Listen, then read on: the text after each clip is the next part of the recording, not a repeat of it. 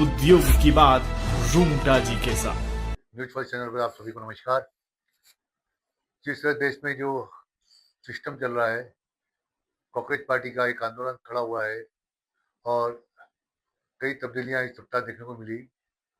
देश के शिक्षा मंत्री धर्मेंद्र प्रधान जी ने आज इस्तीफा दे दिया और अब लगता है कि दिल्ली में कुछ नए समीकरण होंगे और महाराष्ट्र में जिस तरह से मुख्यमंत्री जी को भी दिल्ली बुलाया गया है, तो उसमें क्या क्या तब्दीलियां आती है ये हमें अगले सप्ताह तक पता लग जाएगा। लेकिन जो बरसात इस सप्ताह हुई है काफ़ी अच्छी हुई और जो विदर्भ में काफ़ी बरसात की कमी थी, उसके कारण कई जगह अच्छी बरसात होने से विशेषतः गोंदिया, चंद्रपुर, नागपुर में एक जो औसत चाहिए था, उसके आसपास थोड़ा पहुंचा है। और जो यहाँ की प्रमुख फसलें हैं, जैसे चावल है, सोयाबीन है, कॉटन है, उसकी अभी पेरनी और फसल लगाना शुरू हो गया है। यह विदर्भ के लिए बहुत खुशी की बात है कि अच्छी बरसात होती है, तो विदर्भ के हमारे जितने भी ज़िले हैं, उसमें किसानों का भविष्य सुरक्षित रहता है और किसान की आस उसी में रहती है कि अच्छी फसल लगे, उसको अच्छा अपने उत्पादन मिले और उसके सारे उसकी ज़िंदगी चले। और उसके साथ-साथ उसी पे आधारित जो उद्योग होते हैं, उनको भी एक आधार मिल जाता है। जैसे चावल पर राइस मिल है, कॉटन पे जिनिंग है, स्पिनिंग है, यार्न मिल है। इनको सभी को एक सुगमता मिल जाती है, इसका काफ़ी प्रभाव अच्छा होता है। मैं हमारे चंद्रपुर के जो नागपुर में रहते हैं, श्री मोहित चड्ढा एंड फैमिली, जिन्होंने एक बहुत successful IPO Caliber mining and logistic इस सप्ताह लाया था, उसको बहुत ही अच्छा प्रतिसाद मिला और जो उनकी लिस्टिंग थी, वो प्रथम दिवस में ही 23% ऊपर रही, जो एक अच्छा संकेत देती है कि विदर्भ में जो भी काम होगा, जो भी यहाँ के उद्योजक है, अब वह बम्बई के और महानगरों के साथ टक्कर ले सकते हैं। एक युवा उद्योजक 38 वर्ष के श्री मोहित चड्ढा, उनकी फैमिली ने इस लॉजिस्टिक आईपीओ के सारे माइनिंग सेक्टर और यहाँ के लॉजिस्टिक को एक बहुत बड़ा ऐसा ये प्रोत्साहन दिया है कि विदर्भ अब इस क्षेत्र में आगे जा सकता है। उसी तरह से एक साई ऊर्जा का आईपीओ हर्ष मित्तल जो बहुत ही युवा है, उनका भी आ रहा है। उनका इलेक्ट्रिकल सेक्टर जो पावर में काफ़ी माहिर है। ऐसे में आईपीओ इस अगले माह तक आ जाएगा और उससे इससे विदर्भ को एक संकेत देगा कि एसएमई या मेन एक्सचेंज पर हम सक्सेसफुल होकर काम कर सकते हैं। स्किल इंस्टीट्यूट की स्थापना एसोसिएशन ऑफ इंडस्ट्रीज डेवलपमेंट के द्वारा एड के द्वारा की जा रही है। नितिन गडकरी जी और देवेंद्र फडणवीस जी के प्रयासों से, जहाँ पर आज steel sector, coal gasification, automobile sector में जो मेन पावर लगेगा ऑनलाइन और वहाँ पर यहाँ पर जो है उनको स्किल दी जाएगी और एक बहुत अच्छा संकेत है। टाटा के ग्रुप के साथ ये काम होने जा रहा है और उसका उद्घाटन किया गया है और इससे एक अच्छा संकेत ये हुआ है कि अब जो लोगों को लगता है कि हमें स्किल मैन पावर नहीं मिलता, अब विदर्भ में उनको यह तकलीफ नहीं होगी और काफ़ी जो इंडस्ट्रीज है, जो इस तकलीफ से झेल रही थी कि उनके पास स्किल पावर नहीं था, इसके कारण वो यहाँ पर आने से थोड़ा कतरा रही थी। अब ये इंस्टीट्यूट आने से उनको ऐसी कोई तकलीफ नहीं होगी। अब इसकी इसकी डेवलपमेंट जो वर्चुअली में भी लॉयड के साथ स्थापित हो रहा है, तो इससे कैसा ये हमारा संकेत जाएगा कि विदर्भ अब कहीं भी पीछे नहीं है, अब आगे की ओर बढ़ रहा है और उसके अंतर्गत आपको हर सुविधा मिल सकती है। अब हम पूर्वी विदर्भ की बात करें, जिसमें 6 जिले हैं, नागपुर, गोंदिया, भंडारा, गढ़चिरौली, वर्धा और चंद्रपुर। इसके लिए ईस्टर्न विदर्भ कॉरिडोर बनाने की स्थापना चीफ मिनिस्टर देवेंद्र फडणवीस जी ने की है। उसके अंतर्गत जो हमारे विदर्भ का जो विकास कई वर्षों से नहीं हो पाया, जो सिर्फ 5% से कम का विकास महाराष्ट्र में पूरे में इस क्षेत्र में हुआ है। देवेंद्र जी चाहते हैं कि युवा किसी बेरोजगार के कारण, शिक्षा के कारण बाकी दूसरी जगह पलायन न हो। इसके लिए इस कॉरिडोर की स्थापना की गई है। उसके लिए एक स्टीयरिंग कमेटी की स्थापना की गई है, जो मुख्यमंत्री की देख-रेख में काम करेगी। उसके मिशन जो चेयरमैन है, वो अन्नबलगम रहेंगे और साथ में को-डायरेक्टर लाल लक्ष्मी बिदरी जो डिविजनल कमिश्नर रहेगी। इसमें प्रमुख मुद्दे इस तरह रखे गए हैं कि यहाँ पर जो रिन्यूएबल एनर्जी के प्रोजेक्ट आ रहे हैं, जो यहाँ पर स्टील इंडस्ट्री जा रही है, उसको हम किस तरह से सहायक बन के काम कर सकें, स्किल डेवलपमेंट को किस तरह दे सकें, जो उनकी बाधाएँ आती है, उसको किस तरह तत्परता से कर सकें और किस तरह से लॉजिस्टिक को हम नज़दीक ला सकें। इसके लिए काफ़ी प्रयास किए जा रहे हैं और ये कनेक्टिविटी काफ़ी अच्छी हो जाएगी और ईस्टर्न विदर्भ काफ़ी आगे जाएगा। जब ये समाचार आया, हमने अमरावती रीजन के कुछ लोगों को संपर्क किया जो अपनी पहचान रखते हैं, वहाँ के संगठन से है। हमने कहा कि हम मानते हैं कि ईस्टर्न विदर्भ का डेवलपमेंट है, लेकिन आप लोगों ने भी आवाज़ बुलंद करनी चाहिए। हम कई महीनों से कह रहे हैं कि अमरावती रीजन जिसमें 5 जिले आते हैं, उनका विकास बहुत ज़रूरी है। क्या वो एग्रीकल्चर के थोड़े से भरोसे पे आगे बढ़ सकते हैं?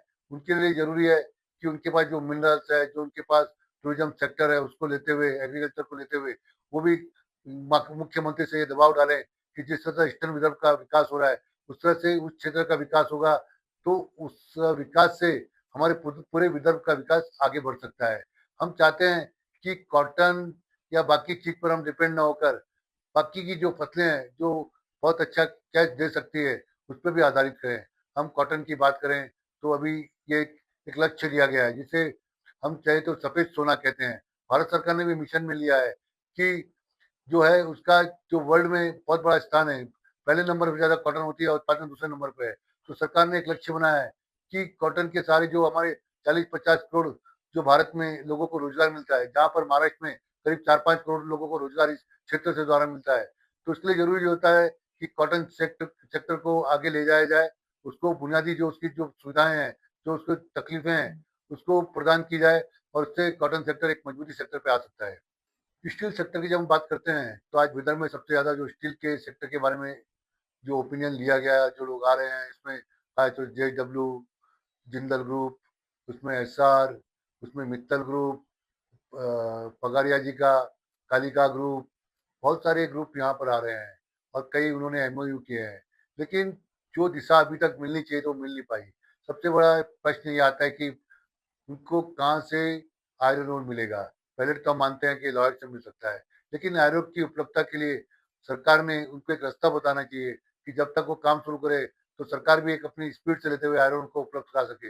हम मानते हैं कि सूजागढ़ में आयरन की बहुत उपलब्धता है और यहाँ पर जब सरकार एक स्टील सेक्टर का हब बनाना चाहती है और उसके लिए ज़रूरी है कि उसके विकास के लिए आयरन ओर की उपलब्धता कराना बहुत ज़रूरी है। लोगों को बहुत शंकाएँ होनी शुरू हो गई है। तो जेएसडब्ल्यू के उनके चेयरमैन सज्जन जिंदल ने भी कहा है कि जब तक आयरन ओर नहीं मिलेगा, तब तक हमारा यहाँ पर प्लांट जो है, वो उसका इंतज़ार करता रहेगा। हम चाहते हैं कि सरकार इस बारे में शीघ्रता से अपना एक ऐसा पेपर पेश करे कि यहाँ पर आयरन ओर हम आपको दिलाएँगे।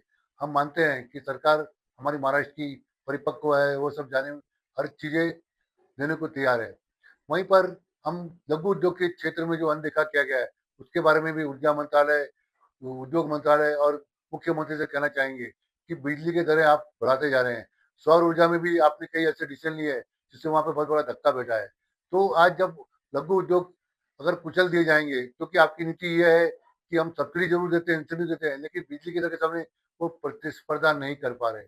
इसके लिए ज़रूरी है कि एक प्रोग्राम बनाना चाहिए कि बिजली की दरें किस तरह से सुनिश्चित की जाए, कम की जाए, जिससे लघु उद्योग आगे आ सके।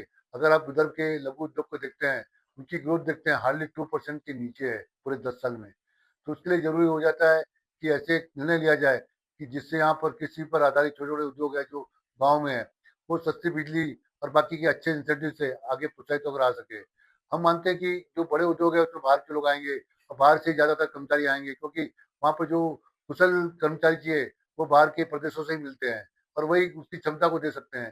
तो यहाँ के लोगों को रोज़गार देने के लिए, यहाँ के उद्योगों को बढ़ाने के लिए सरकार से ज़रूरी है कि जो आधुनिक ढाँचा है, उसको तैयार करें, उसके साथ-साथ बिजली की दरें कम करें और जो जो यहाँ पर रेड टेपिज़्म है, उसमें कमी की जाए, जिससे कि यहाँ का उद्योजक यहाँ पर रह सकता है, वह बाकी रोज़गार के लिए बाहर नहीं जाएगा।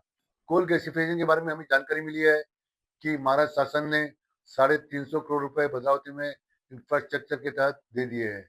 उसमें से 50% महाराष्ट्र शासन देगी, 25% डिस्ट्रिक्ट मिनरल फंड से और 25% एमआईडीसी देगी और इस तरह का एक नोटिफिकेशन जारी किया जाएगा। ये हम कई महीनों से मांग कर रहे थे कि क्रिटिकल इंफ्रास्ट्रक्चर फंड से जो कोल गैसिफिकेशन प्रोजेक्ट एक देश का एक अच्छा प्रोजेक्ट है, जिससे यहाँ पर यूरिया बन सकता है, यहाँ पर कई तरह की ऐसी गैसेज़ बन सकते हैं, एक्सप्लोजिव बन सकते हैं, जिससे कि कोयले का सदुपयोग चाइना की तरह किया जा सकता है। हमारे पास 200 साल का कोयला रिज़र्व है और ये प्रोजेक्ट इस विदर्भ के लिए बहुत ज़रूरी है। वहीं पर एक अच्छा निर्णय ये भी लिया गया है कि बंद खदानें जो कोयले की है, उसको पुनर्जीवित किया जाएगा। उसके लिए कोयला मंत्रालय ने 40,000 करोड़ की योजनाएँ बनाई है। हमारे पास चंद्रपुर, वणी, नागपुर के पास बहुत सारी खदानें बंद हो गई है। वो खदानों को शुरू करने में एक तो वहाँ पर जल का प्रायोजन किया जा सकता है, वहाँ पर पर्यावरण को अच्छा बनाया जा सकता है, वहाँ पर कृषि को आगे बढ़ाया जा सकता है और कई रोजगार के अवसर आजू-बाजू में पैदा किए जा सकते हैं। इस तरह के कई अवसर यहाँ पर आए हैं। निस्संदेह इससे विदर्भ का बहुत फायदा होगा। अब हम फिर से पुनः आपको अगले अंक में मिलेंगे।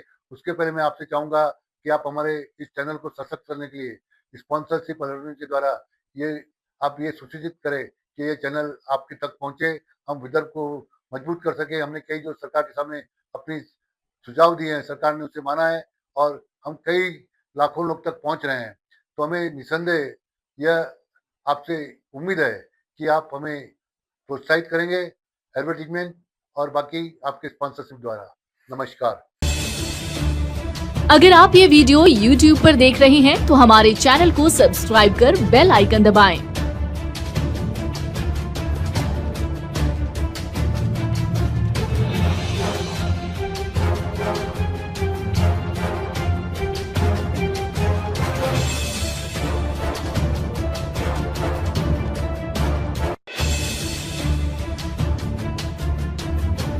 और Facebook पर देख रहे हैं तो हमारे पेज को लाइक करें।